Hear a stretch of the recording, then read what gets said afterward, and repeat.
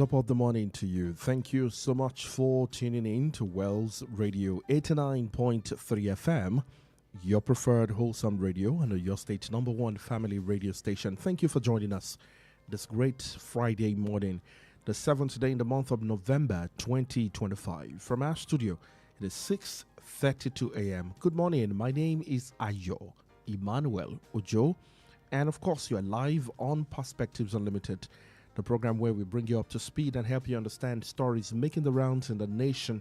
We go beyond the news with in-depth analysis to help you understand and make sense of them all. Brand new stories making the rounds on major dailies in Nigeria for the brand new day. This morning we have The Punch, The Guardian, and The Nigerian Tribune. From the three of them, we will serve you front page stories, and right after that, we get straight into in-depth analysis. You are listening to Wells Radio 89.3 FM, your preferred wholesome radio and your state's number one family radio station. We're broadcasting live from Wells Broadcasting House along Alafi Avenue, Oluyole Estate, Ibadan, the capital of your state. My name is Ayo Emmanuel-Ojo. Once again, you're welcome to the program. You can watch us live on our Facebook page, facebook.com/Wells Radio 893 FM fan page. Let's start with The Punch. On page 27, FEC OK's biometric flights burden Port Harcourt Airport concession.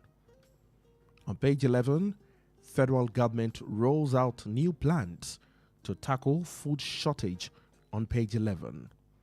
On page 24, Abuja Disco sacks 800 workers amid power crisis. On page 7, APC Wike blasts PDP over U.S. Embassy protests. APC Wike blasts PDP over U.S. Embassy protests. Why? You find the story this morning on the Punch newspaper.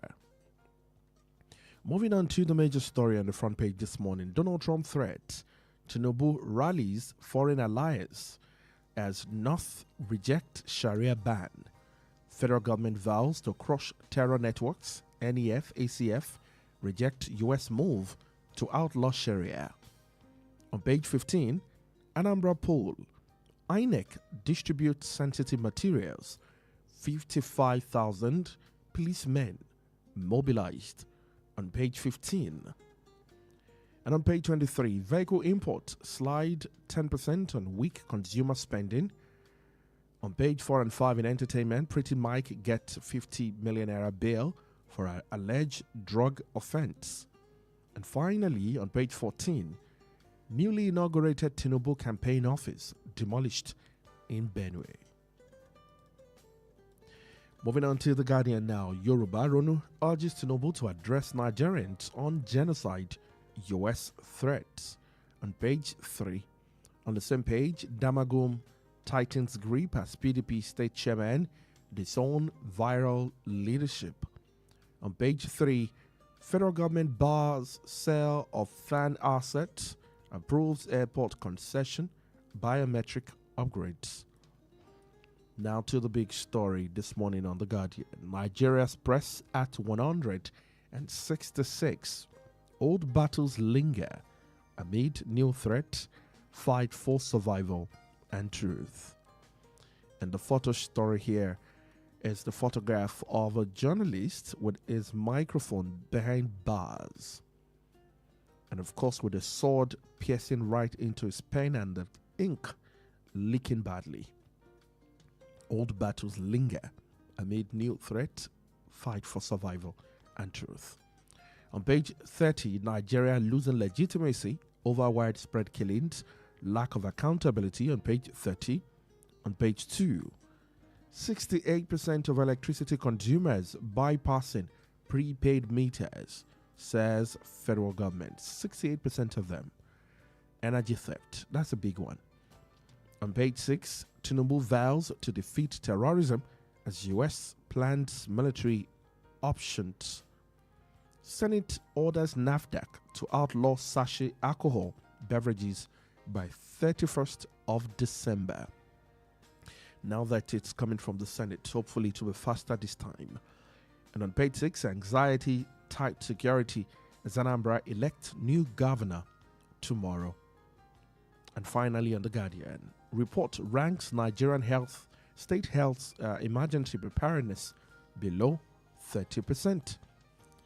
Let's take our final set of stories from the Nigerian Tribune for today.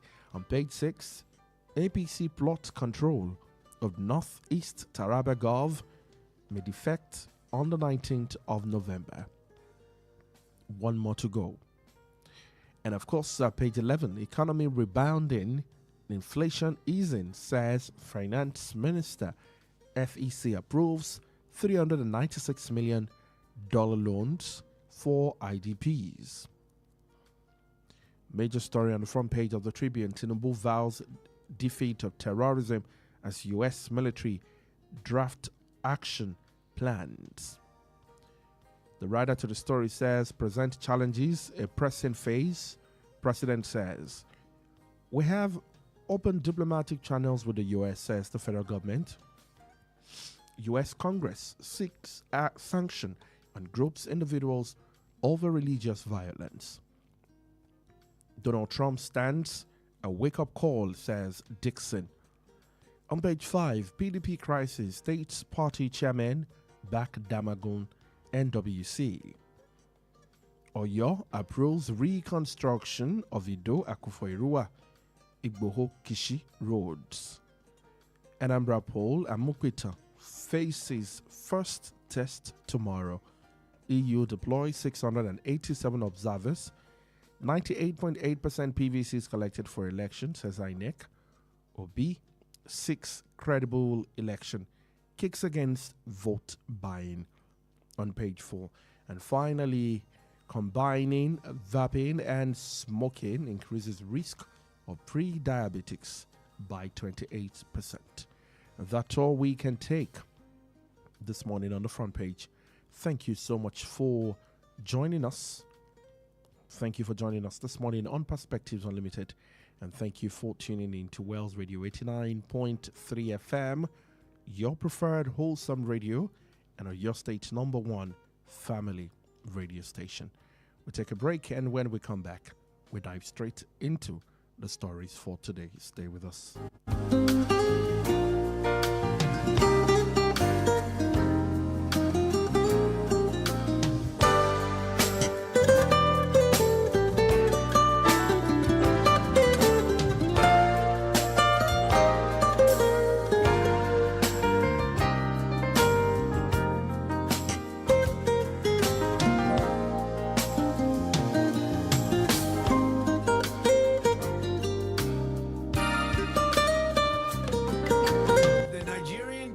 Continues to allow the killing of Christians, the USA will immediately stop all aid and assistance to Nigeria. We're going to do things to Nigeria that Nigeria is not going to be happy about and may very well go into that now disgraced country, guns are blazing, to completely wipe out the Islamic terrorists who are committing these horrible, horrible atrocities. I'm hereby instructing our Department of War to prepare for possible action. If we attack, it will be fast, vicious, and sweet, just like the terrorist thugs attack our cherished Christians.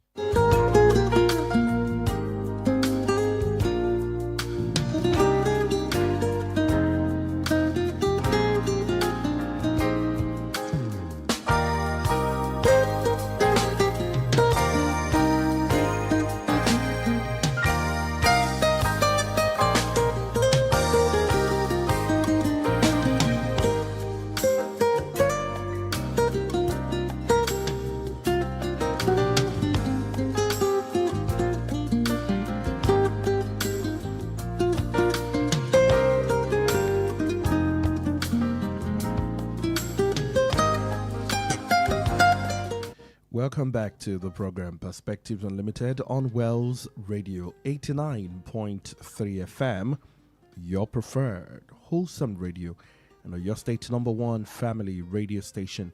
You just listened to the voice of the U.S. President Donald Trump right there. referring to your nation and mine as a disgraced country. Oh well, we're going to visit that conversation in a moment. But once again, welcome back to the program. Watch us live on our Facebook page, facebook.com/Wells Radio 893FM fan page. Remember that some of the stories in the news might not entirely be stories that would make you jump for joy. However, do not let the stories shape your day. Do not let them, decide whether you're going to be happy or not. Rather, if you can pray, hold them as a point of prayer.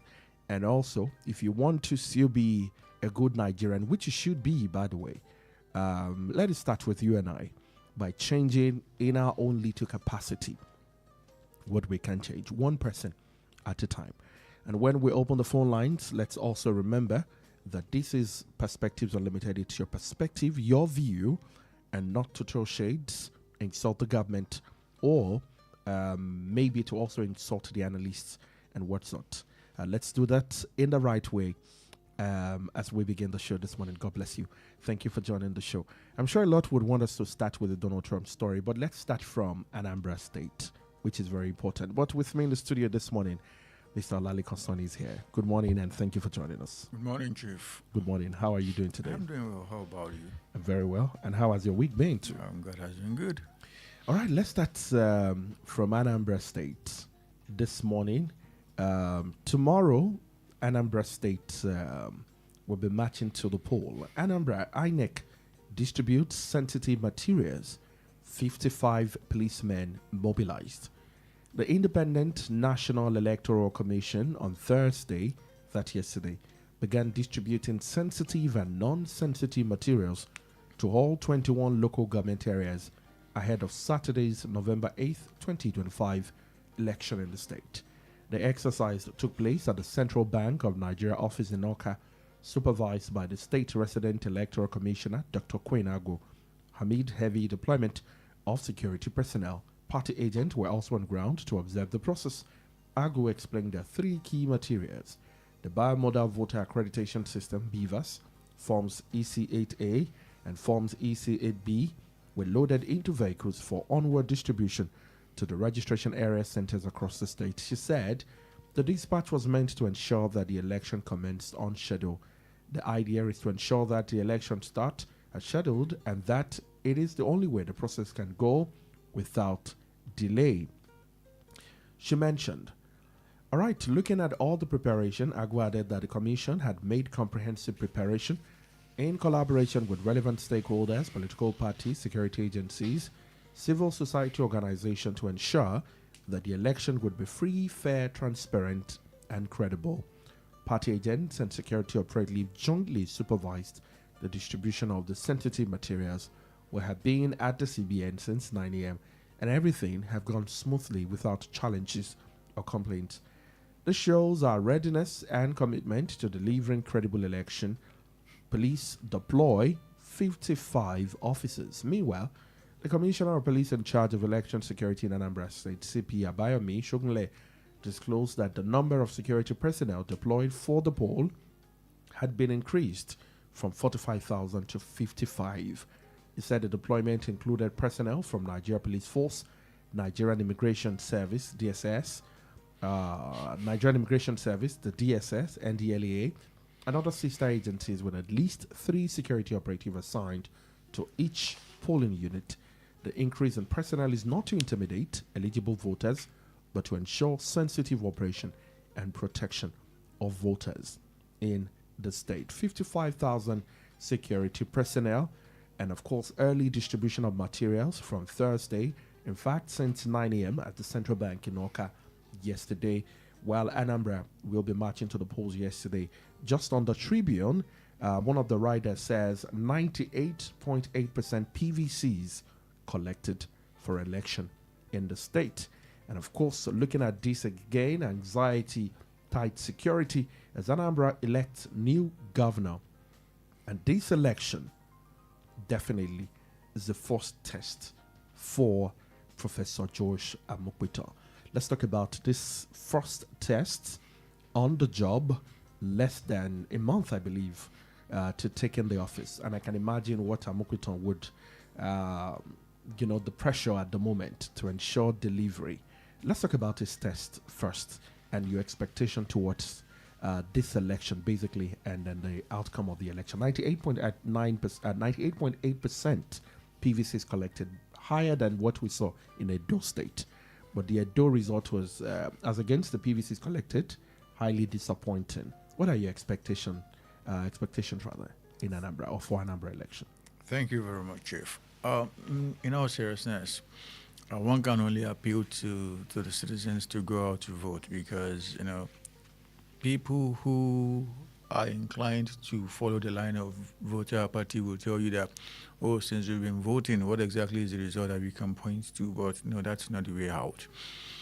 If you have made a mistake in life, would you now say, oh, because I made a mistake, I'm not going to take any action to better my lot again? No, that's not the case. Rather, sit down deeply, ignore religion, ignore ethnicity, ignore things like that. Who exactly among these guys shows prospects the most as regards taking my country, my state, in the case of Anambra, now forward? And that's what the people should be thinking about so that they can vote such a person. I am not going to say much about Professor Mukbito, simply because I do not know who he is. I've never met him. I don't have any relationship with him whatsoever. So there is nothing on the ground for me to predicate an assessment of him on. So this is the first shot. This is his first opportunity he's going to get to tell us as Nigerians who he is.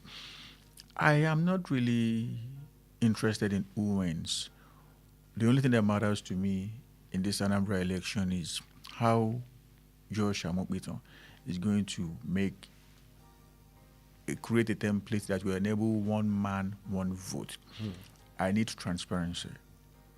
Some of us understand how to measure the mood of the people, exactly who they are voting for.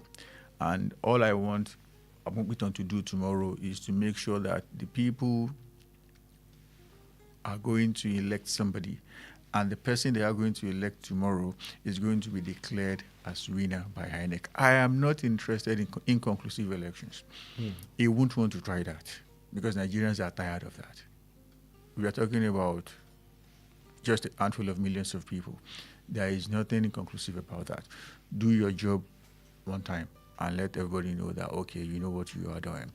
Like I said, the most important thing for me is how he's going to ensure one man, one vote. If he can do that, I'm fine with him. But when we get inconclusive elections, do you think it's an intentional thing from INEC rather than some of the, of course, irregularities that may characterize the election?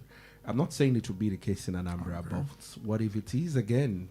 As of course, the political atmosphere is quite tense at the moment. Yes, 55,000 security operatives. One would expect that these people are up to the task, and we should not get any, say ballot snatching, burning, as we have seen, at different times in this nation. But that inconclusive nature, is it something we can entirely strike out of our electoral system at the moment, knowing that there are other, factors in human character that may want to definitely disrupt the system and the whole election in itself? Thank you very much, Chief. Please permit me to deviate for a second. We're talking about one state here. We're talking about 55,000 security personnel, all in the name of election. Have they done that to counter Boko Haram, to counter his swap and all of that? That's by the way.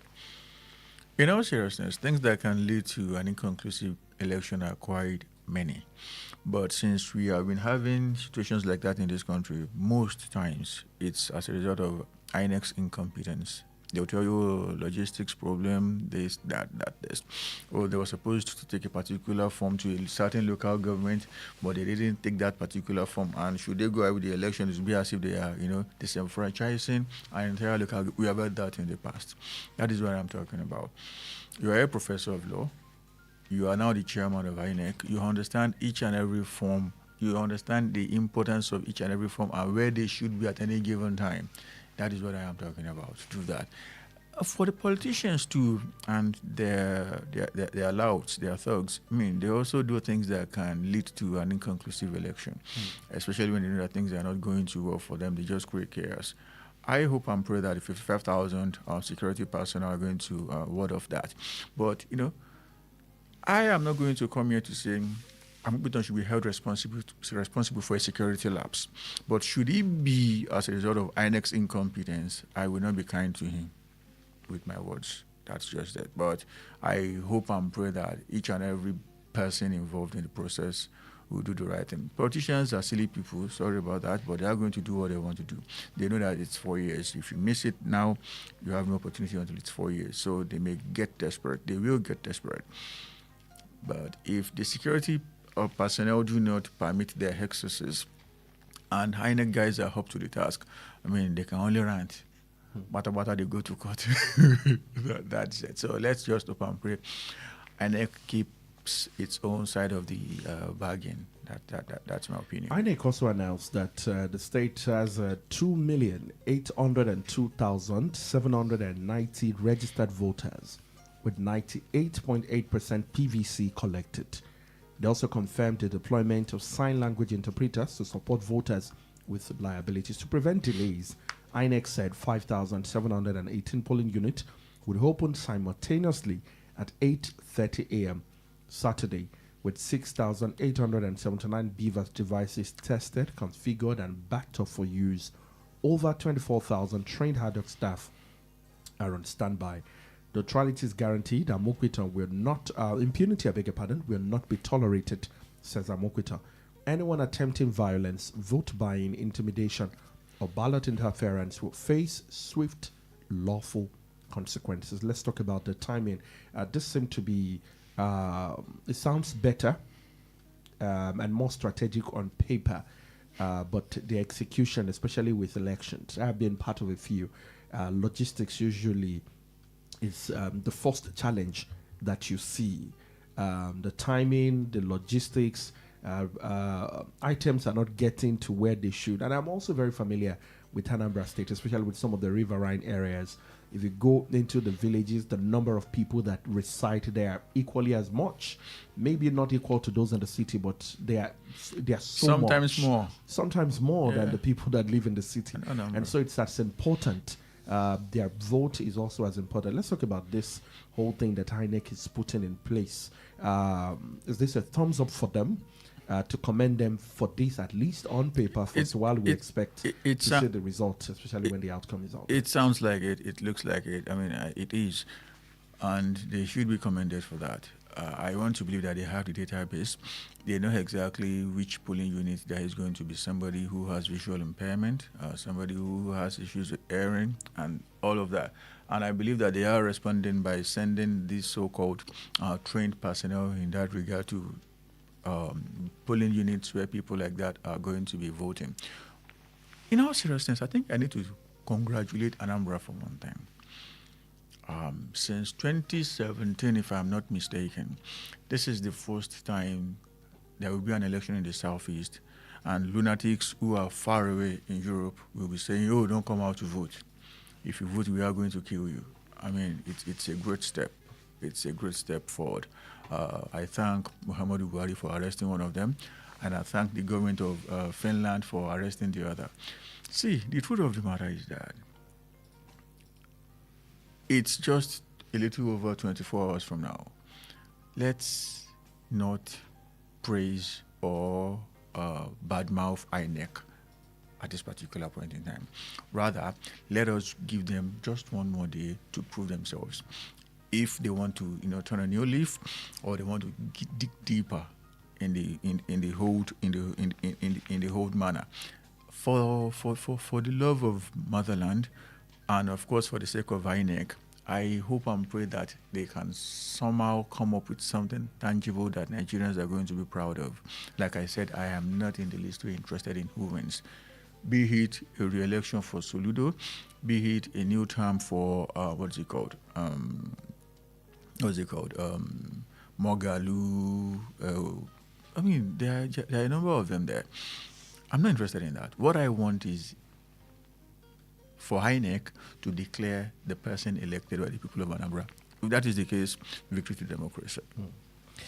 All right, before we move on and take our first break on the show today, let's talk about how would you rate the performance of Chukwuma Soludo in the last 4 years? I hope and pray the people of Anambra are not listening so that it won't sound as if I am molding an opinion for them, but I am utterly disappointed in him. I am utterly disappointed in him. His utterances are not, in my opinion, gubernatorial. He doesn't sound like a governor. This is someone who parades himself as a professor. I mean, the words that come out of his mouth betray that title.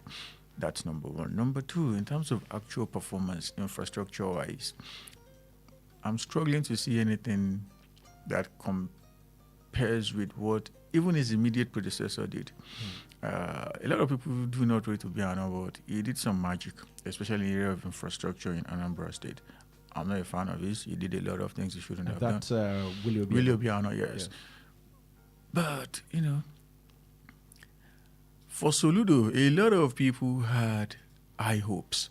Being a professor, being an economist, that things are going to improve. I mean, if you look at the issue of security in Anambra, some things happened beyond the scope of what the state government can handle. I mean, you can't expect the state government to run after people with AK-47 and general purpose machine guns. I'm talking about the boys, asking for whatever they were asking for. But this guy created an outfit called Agony Chamber. Agony Chamber is in the news for all the wrong reasons in the world. Molesting people, harassing people, all of that. And he has not done anything tangible, in my opinion, for me to say, oh, Soludo, you are doing something there to curtail the excesses of these guys. Look at the economy of Anambra. Nothing is moving there. The companies a lot of companies have, in fact, even mowed down a section of innocent innocent motors. I mean, I don't understand why you would do that. You're talking about how to create jobs, and you are tearing down complexes used by manufacturers. I mean, that doesn't make sense to me. Like I said, I'm not a fan of his, but it's left for the people of Anambra to re-elect him or bring in a new person. But if I were there, sorry, someone like that can earn my vote. All right, your opinion this morning. My opinion. We're going to take a break. And when we come back right after the break, of course, we're going to look at Donald Trump again. And the federal government rolls out new plans to tackle food shortage, again on paper. That looks very good. And then we're hoping that it will translate to real-time action where Nigerians can equally benefit. Donald Trump's threat, Tinubu rallies foreign allies as the North rejects Sharia ban. We'll look at that and more when we come back. Right after this break, stay with us. How long will it take you to confirm payment? I have been waiting for the past 1 hour. I'm so sorry. Our network is slow. I will just run out of data. Same excuse yesterday. It is unacceptable, please. You better switch to One Data Internet Service. One Data? Yes, One Data. One Data is an internet service provider with the best alternative and solution for unlimited speed. One Data provides fast and reliable internet service to organizations, homes, and places of interest in Nigeria. With One Data, you get to enjoy the premium internet service with dedicated unlimited internet speed at all times, 24/7 fantastic customer service and support, and you enjoy a 1-month free subscription when you make payment. Now is the time to say goodbye to downtimes. Sign up with One Data today on 0811 223 2671 or visit www.onedata.ng for more inquiries. One Data, unlimited speed. Ho, ho, ho, ho, ho, ho, ho. Merry Christmas! Dashing through the snow in a one-horse open sleigh. Christmas is almost here, and Wells Radio 89.3 FM is bringing the joy closer to you. It's the Father Christmas Fiesta 2025. Jingle bells, jingle all the way. Oh, what fun it is to ride in a one-horse open sleigh. Happening live on the 11th, 12th, and 13th of December 2025. It's 3 days of joy, fun, and family moment that every child will remember. We are calling on churches, NGOs, schools, brands, and kind-hearted individuals to partner, sponsor, and spread the joy of Christmas to families across Ibadan and Oyo State. Let's make Christmas brighter together. For sponsorship and partnership, call Toby on 0803 509 3394. Sam on 0813 746 5878. Ayo on 0706 840 7359. Wells Radio 89.3 FM, celebrating Christmas the family way. Now the ground is white, so grow it while you're young. Hey, I dey miss my language oh. How you go miss your language when na im dem dey speak for Wazobia platform wey dey shele for Wells Radio 89.3 FM? Haba, Wazobia platform na your program from Wells Radio 89.3 FM wey dey speak Yoruba, Igbo, Hausa plus including Pidgin, and na every Mondays, Wednesdays, Fridays you go hear am. Na from 10 a.m. to 11:30 a.m. Advertise for Wazobia platform. Everybody go hear am for every corner for your state and beyond. Wazobia platform, na people's program. 89.3 FM, your preferred wholesome radio.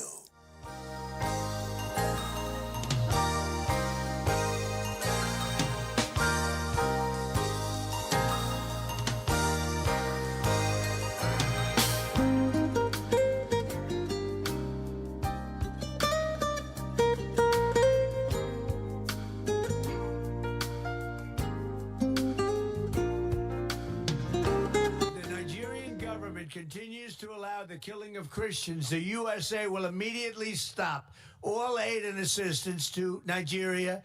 We're going to do things to Nigeria that Nigeria is not going to be happy about and may very well go into that now disgraced country, guns are blazing, to completely wipe out the Islamic terrorists who are committing these horrible, horrible atrocities. I'm hereby instructing our Department of War to prepare for possible action.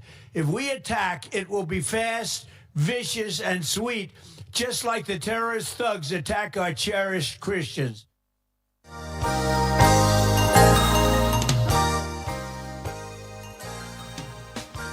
Welcome back to the program Perspectives Unlimited on Wells Radio 89.3 FM 0916-893-1000 0915-333-4893 and 0911-333-3893. Let's get straight to all the stories on the Nigerian Tribune for this morning. Before Donald Trump, PDP factions protests at U.S. Embassy shameful, says Ayo Emmanuel-Ojo. The former governor of Ekiti State has described Thursday's protest at the United States Embassy in Abuja by some members of the PDP as shameful. Emmanuel-Ojo said it is the last kick of the dead National Working Committee to task collectors.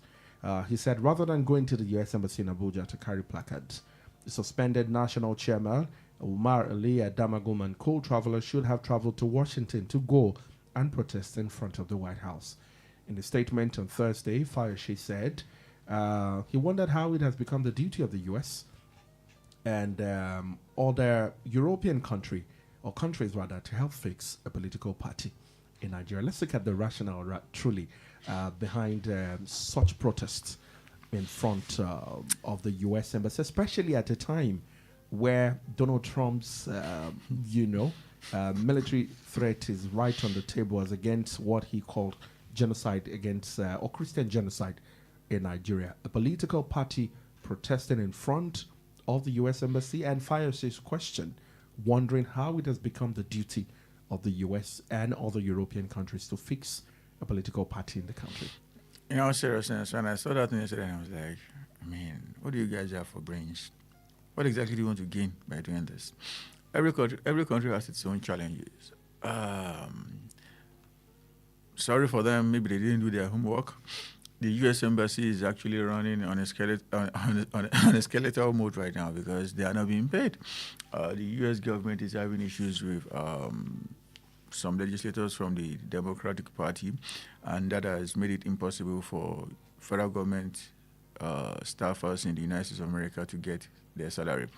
Be you on the U.S. soil or outside the U.S. If you work for the U.S. government, you are not collecting pay.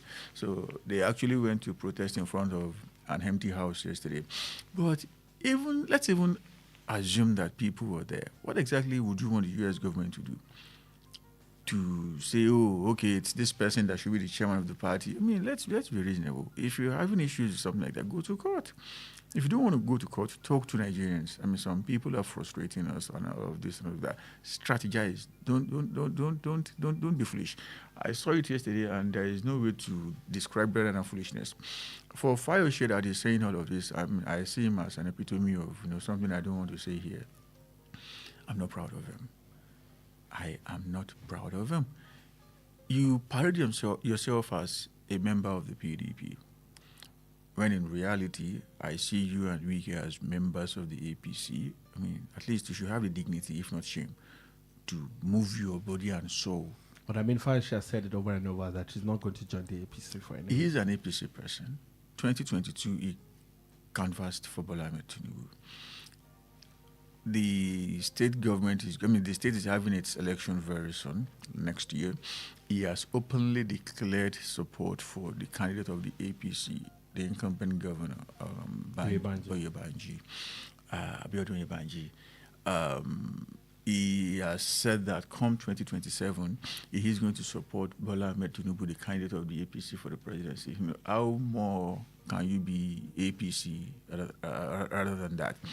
His party, his faction of the PDP, has said that they want to postpone the screening of candidates running for the office of the governor in Ekiti. And there is a timeline to all of these things. Once it gets to a certain date, you can no longer present candidates. Are you not sure of the fact that he is trying to prevent the PDP from fielding a candidate against the candidate of the APC? The candidate of the APC has been duly nominated by his party already. Screen your own candidates. Present someone who's going to counter this guy. You are doing everything you can to make sure that your so-called party doesn't present a candidate against. I mean, that's shamelessness in my opinion.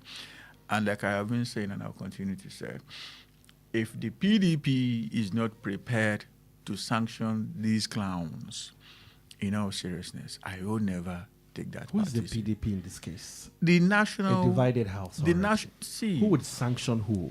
Sir. Because the house is already divided. And so to say a sanction is coming from someone, how much of water would that even hold? They did set up a disciplinary committee when the party was still united. Investigate these guys. I mean, sanction... And don't you think that the committee, they are also divided and may have also been a part of one faction or the other? Actually, and then their decision may also be one-sided. The committee came up with names. And I'm talking of names of people. I'm talking about names of people who clearly and openly campaigned for the candidate of another party. I mean, what else do you need?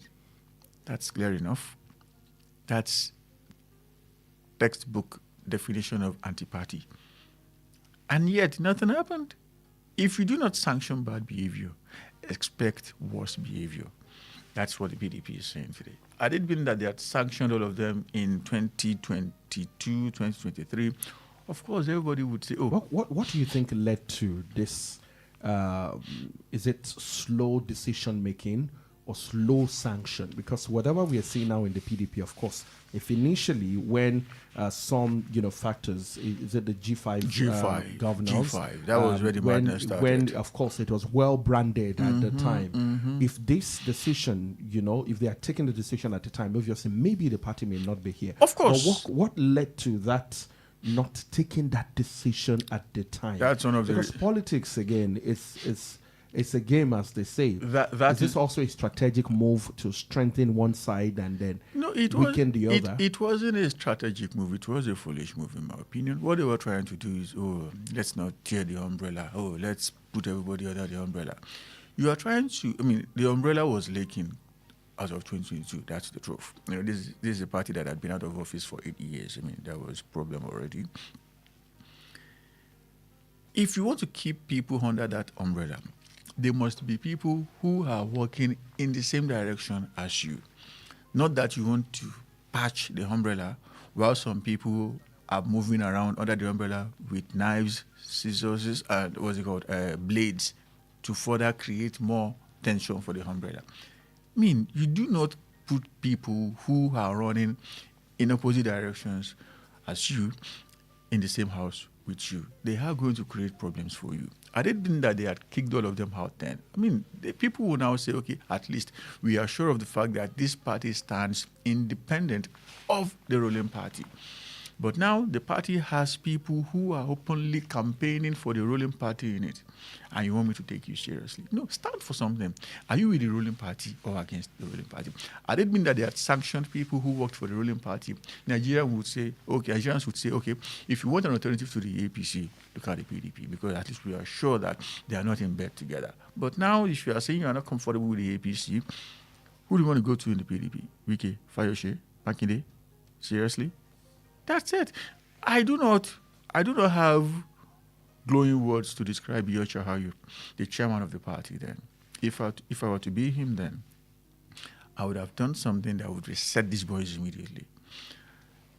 No matter the level of primary you conduct, be it presidential, gubernatorial, whatever, even to the level of House of Assembly, it's the national chairman of the party that will actually sign your paper and send to INEC.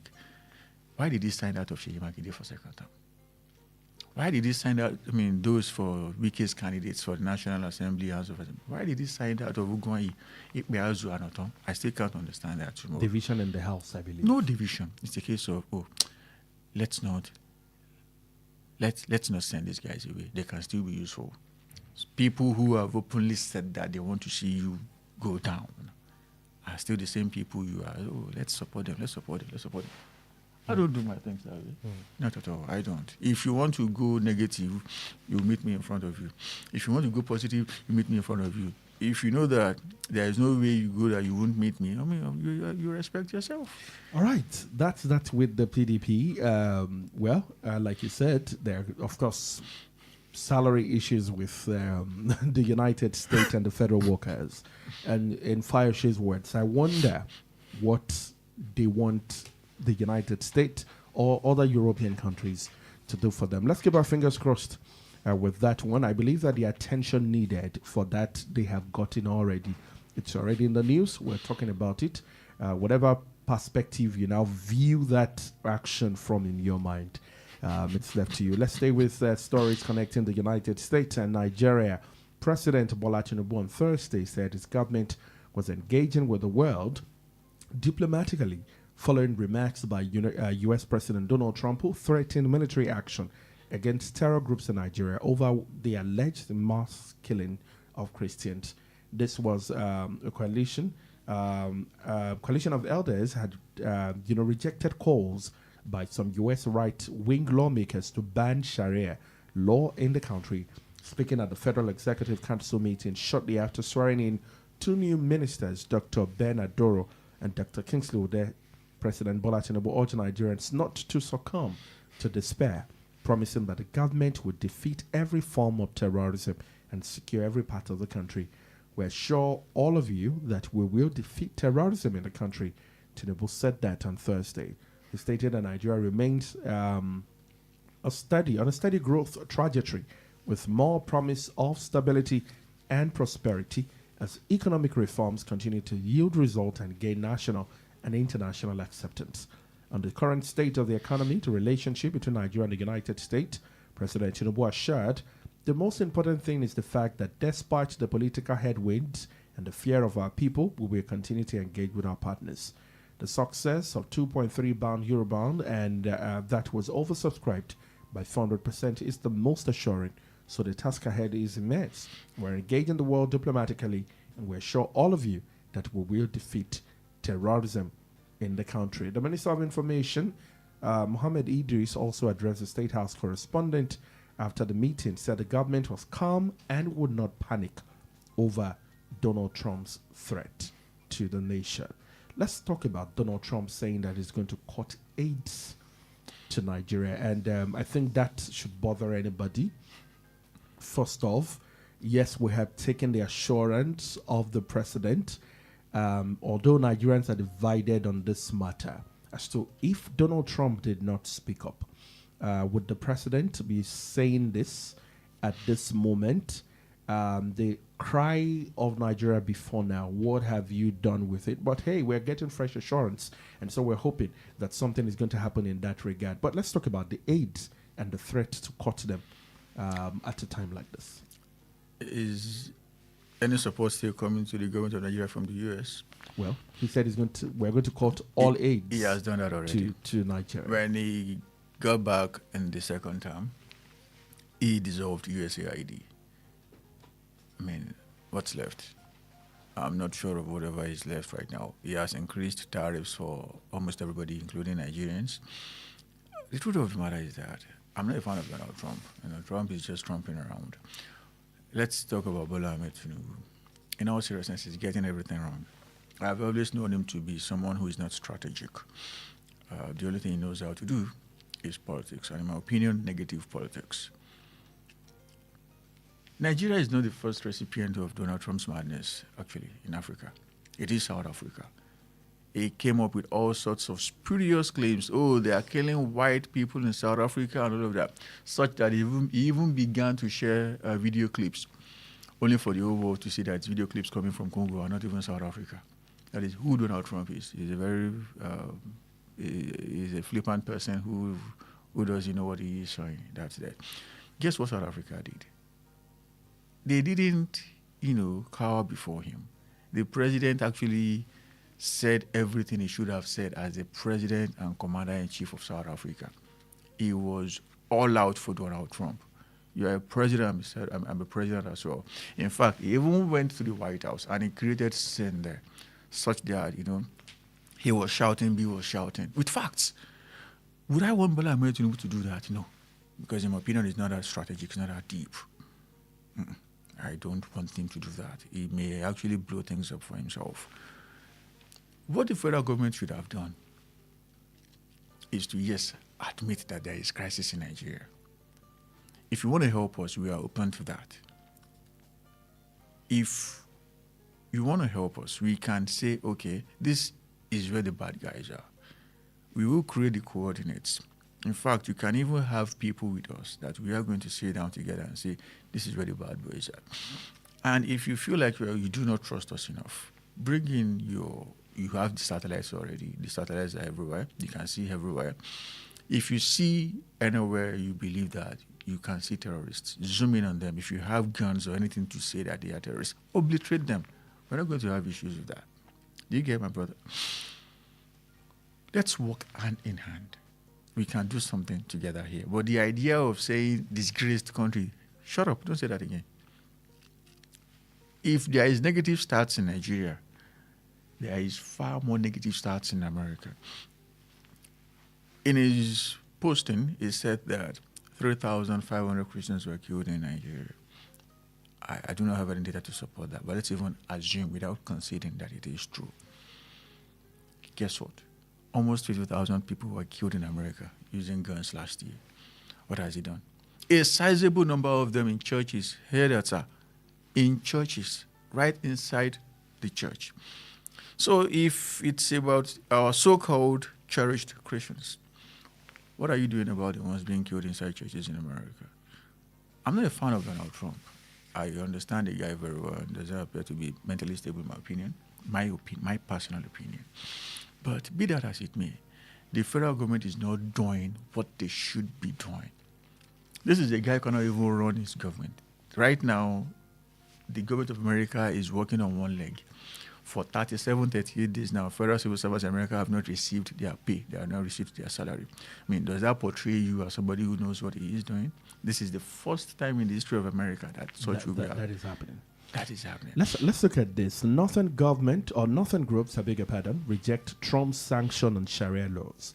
In the wake of Donald Trump's public threat, U.S. lawmaker and right groups stepped up calls for tougher actions, a push to eliminate legal regime of Sharia law in some parts of the country. As of 2025, 12 northern states have officially implemented Sharia laws to varying degrees. They are Zamfara, in Kano, in Katsina, and Sokoto, in Kebbi, Jigawa, and Borno State. Others are Yobe, Bauchi, Gombe, while Kaduna and Niger State have only partially enforced the laws. And while commending Trump for designating Nigeria as a country of particular concern, Cruz urged the White House to sanction the state government and officials to incentivize them to stop the mass murder occurring in Nigeria. The sanction may include travel ban, visa ban, asset freeze, and financial and other intergovernment restriction between the U.S. and Nigeria. However, the Northern Elders Forum and the coalition of Northern groups have kicked against the move, describing it as an indirect assault on Islam. They insist that the Northern state would not yield to pressure from the United States government or Donald Trump. Let's talk about Sharia law. Now, the very first question I want to ask is, of what significance is that Sharia law? They are political Sharia law. Each and every of those states you mentioned is in crisis. Is it Niger? Is it Zamfara? Is it Sokoto? Is it Borno? Now Kano? I mean, if Sharia, as they practice it in this country, is the path to success, should they be in the list they currently are? Are you bothered about the body language of political elite in the north, big governors, those in the Senate and whatnot, and also traditional rulers as regards some of the killings? Now I'm not talking about Trump. Whether Christian genocide, genocide. I beg your pardon, Christian genocide or not Christian genocide. Oh, okay. But the truth is, which the Nigerian government has also agreed to, is that we have issues around terrorism. And most of these from some of the states that I mentioned here. Are you bothered about some are whole? All of them. Are you bothered about the body language of the political elite and traditional ruler? And what do you make of that body language and maybe silence? This is the point that I have been expecting people to make. The body language of the northern elite is not okay. In fact, it is negative and it is counterproductive. And the federal government, for reasons I cannot understand, is, at least encouraging them. I have seen some cases of clear murder in the name of religion in this country, such that it is even against what is even written in the Sharia book that these guys have done in the name of Sharia. And guess what? The madness continues. The federal government is not doing anything meaningful to prosecute people. As a government, you must be prepared to stamp your feet to the ground that this is where I stand and this is what I am going to do. If you ask me why, I'll tell you because it's what the law says I should do. If you have any problem with that, go to court. But a lot of people have done all sorts of horrible things that begin to wonder what exactly is happening. A lot of governors, people who brought in Sharia to these states, so-called Sharia to these states, are having issues with EFCC. If it's about Sharia, what should concern you with the EFCC? You shouldn't have. In fact, the EFCC should even say, "Oh, we looked at this guy is squeaky clean." But that's not the case. They have issues around them bordering and centering on corruption. So, what sort of Sharia are they doing? It shows that in Nigeria, we lose common sense when we hear, in the defense of religion, in the defense of our faith, in the defense of our ethnic base. Most of these guys don't even believe in Sharia. That's the truth of the matter. But they understand that the average Nigerian is crazy when it comes to religion. Let's give them what they want to hear so that they can think that we are good people. That's all I can say. Let's see if we can take a call or two in. Time is already fast spent. 0916-893-1000, 0915-334-893, 0911-3333. That's 333-893.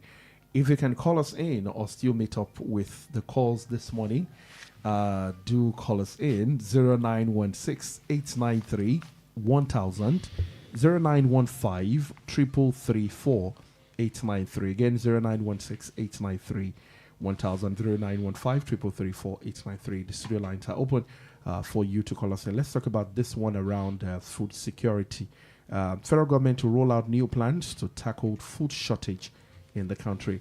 The federal government, under the new agricultural reform, aimed to end in hunger, boosting food production and reducing post-harvest losses estimated over $10 billion annually in line with President Bola Tinubu's renewed hope agenda.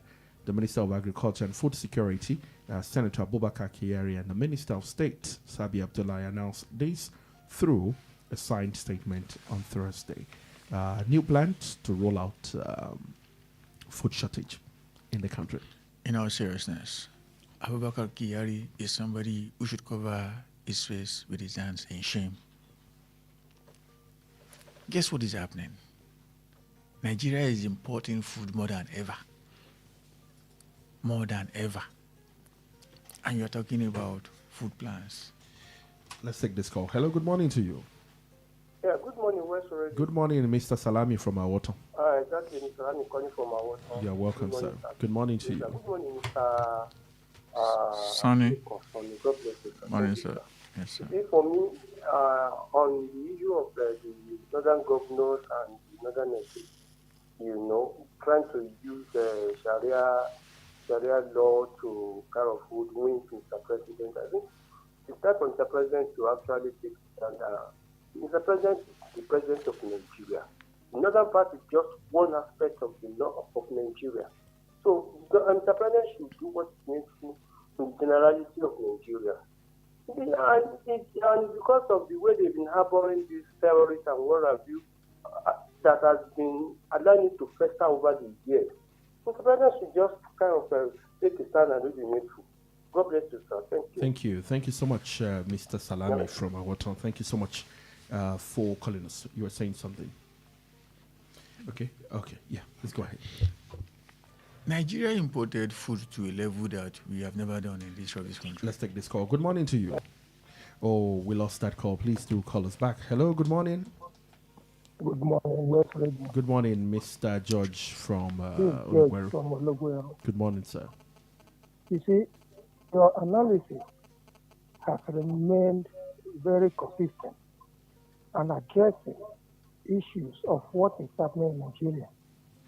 But each of them, none has been implemented by this government.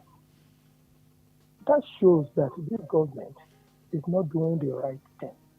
And it's very annoying that we have a government that is not addressing what the people are complaining about. And that cannot be said to be a government for the people, by the people. So, the president should look at what we are complaining about. Is it the Sharia law that is being done as is stated in their book? Is it the political system that we call democracy that they are practicing as it's supposed to be practiced? It's annoying. The government should please sit down. If you don't do the right thing, people who knows the right thing will always complain. And that is why we are getting what we are seeing now from America. Trump came in and he was first talking about governance.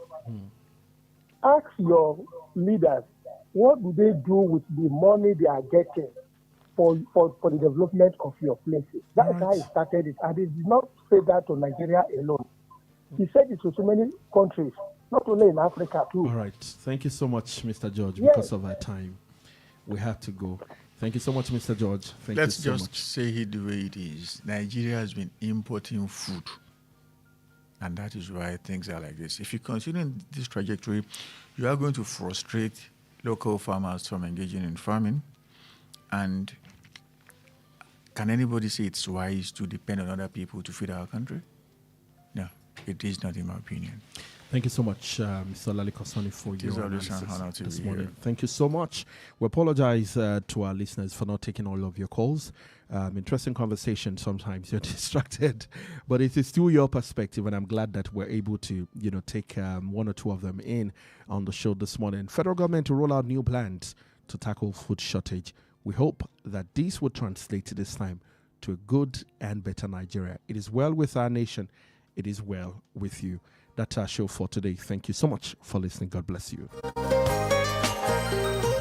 Please Please listen to this important information. The views expressed by the interviewee in this program are their own and do not necessarily reflect the views or opinions of Wells Radio 89.3 FM or its affiliated entities. Wells Radio 89.3 FM is committed to providing a platform for diverse perspectives and opinions, and the views expressed by guests on our programs are their personal viewpoints. Wells Radio 89.3 FM does not endorse or take responsibility for the content or opinions expressed by individual interviewees and callers. Thank you. Tired of listening to the same old content? Tune in to Wells Radio 89.3 FM, the only radio other radio stations listen to.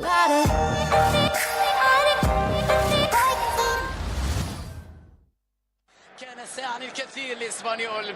ضاعت الكرة من جانب إسبانيول، تمريرة خاطئة صدمت في الدفاع. رونالدو، كريستيانو على اليمين، رونالدو مر، رونالدو عدى بمهارة.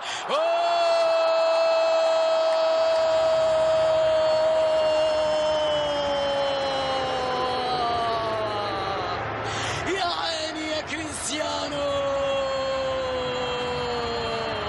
روعة روعة روعة جميلة من رونالدو. هذا كله والكل يقول أن ليس في مستواه. هذا الهدف عدى من الأول. رونالدو مر، جميلة من رونالدو، جميلة من كريستيانو.